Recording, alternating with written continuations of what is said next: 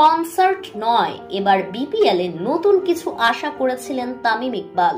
BPL এ concert আয়োজন করায় BPL শুরুর আগের দিন সংবাদ মাধ্যমে ক্ষিপ্ত হয়ে বিসিবিকে নিয়ে একই বললেন তামিম ইকবাল। বিস্তারিত জানুন পুরো ভিডিওতে। যে কথাটা অনেকেই বলতে পারেননি সেটা বেশ সোজা সাপটা বলে দিলেন তামিম ইকবাল।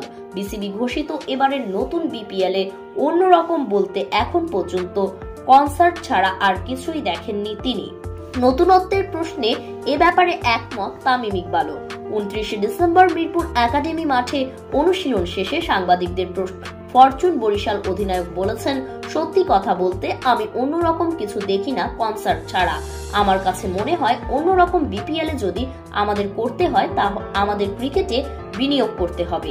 এটাই সবচেয়ে গুরুত্বপূর্ণ বিষয়। আমাদের টুর্নামেন্টে ইনভেস্ট করতে হবে, কনসার্ট বা অন্য কিছুতে নয়। দর্শক, তামিম ইকবালের এই কথাতে আপনাদের কি মতামত জানিয়ে দিবেন ভিডিওর কমেন্ট বক্সে। ধন্যবাদ।